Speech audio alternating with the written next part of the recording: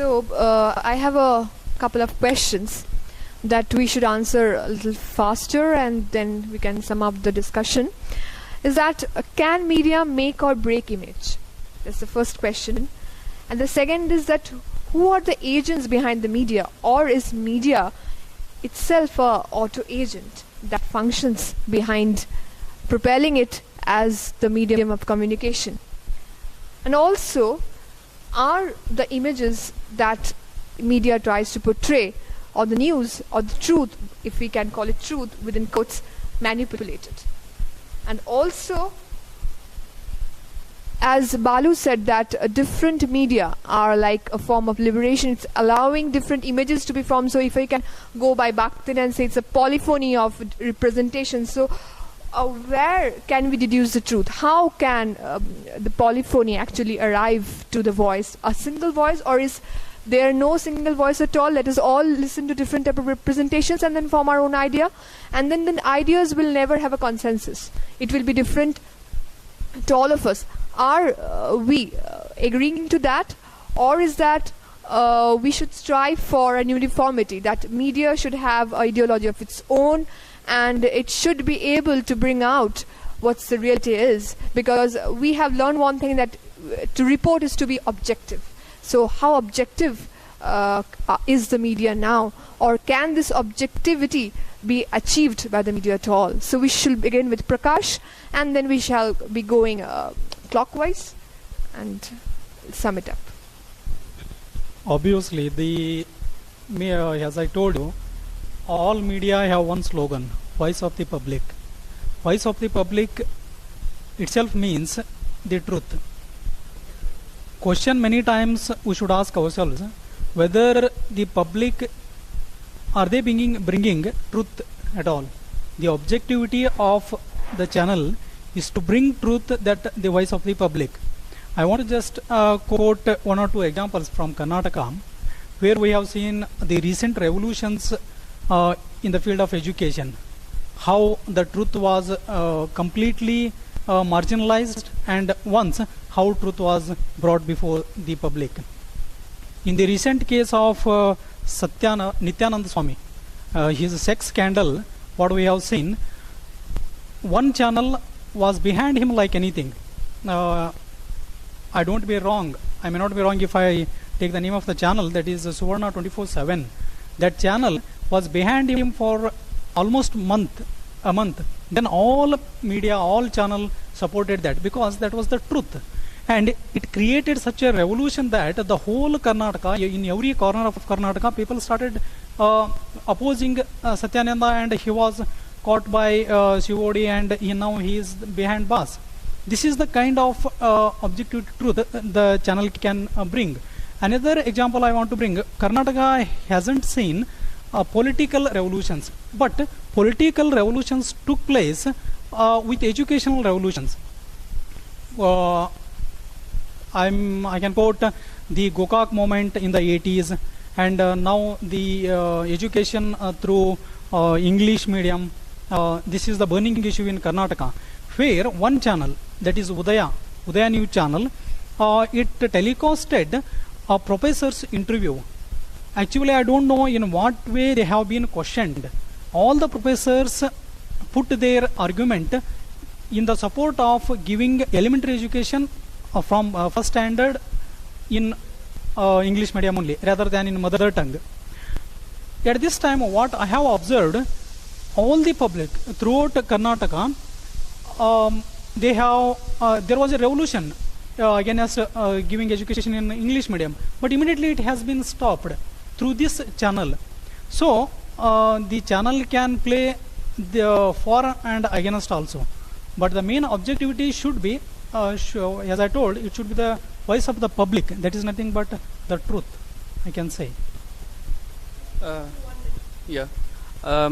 About making and breaking the image, I agree that media got enormous power to make and break the image.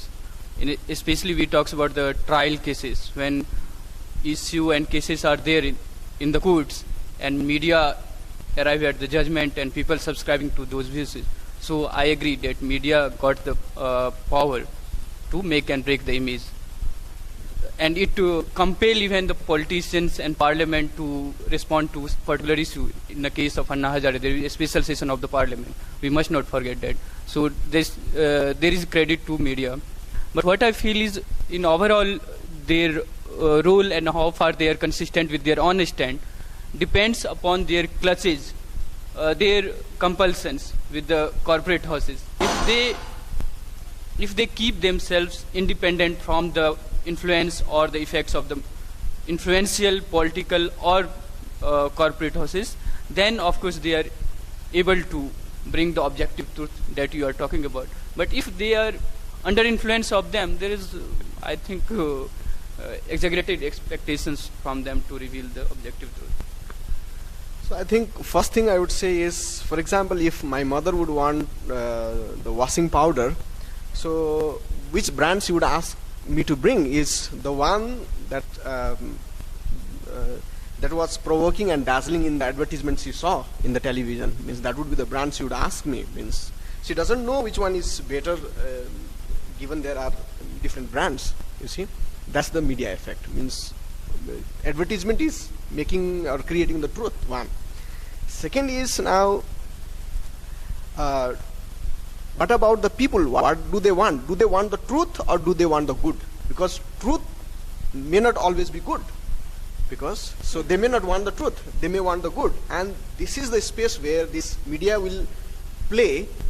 This is the space where they will use this space to construct the images, and then where they can profit from. Yeah, I was thinking it's quite a complex situation, because on the one hand you had NTR, who was supported in no small measure by the newspaper Inadu. On the other hand, his son-in-law, when he was contesting the last time, when he was the chief minister, there was a lot of media hype about his contribution to the IT sector. I mean, people thought that Chandrababu Naidu is going to win hands down. But, not. But then again, the voter, has a mind of, their own. So, it was quite shocking, when Rajshekhar Reddy, who nobody predicted would, win, he came to power. So I would say, like, okay, yeah, media is powerful, but at the same time, the truth is a little more complex. And in recent times, if you see his son, people, there are allegations of corruption, and, everyone knows, in a certain sense, like, that some of them can be quite true. But I think corruption is no longer an issue with the people. I mean, so, so in that case, like, what is the truth that we are looking for? I think, so the question becomes a little more complex there. Actually, I was quite, hooked to this question about image, because, whether we like it or not, this is the age of like visual culture. So this is the age of technology, and in this techno-savvy age, all the media houses, all the media, they will try the best, to portray the image of their particular product in the best way. So you can see these television ads getting better and better and better, slicker. So like I don't know whether like as Keshav was talking about truth or good, but what happens if that the quality, it matches its look. So I'm not that much pessimistic about it. If you take the macroscopic view of the scenario, right from the international till the regional level, media has proved that it can make or break an image. Right from the Satyam scam till all the series of scams, scandals, and WikiLeaks, it has time and again proved that media has this power. It is one of the pillars of the society. To end with a positive note, I would like to tell that media is keeping check and will continue to keep check on all the bizarre and disastrous and problematic issues happening in the society. So we had a very interesting discussion about the role of media. Now I'd like to conclude by saying that yes, there are multiple voices, and now the question remains open: what we are going to choose, what we are going to listen, what we are going to decide.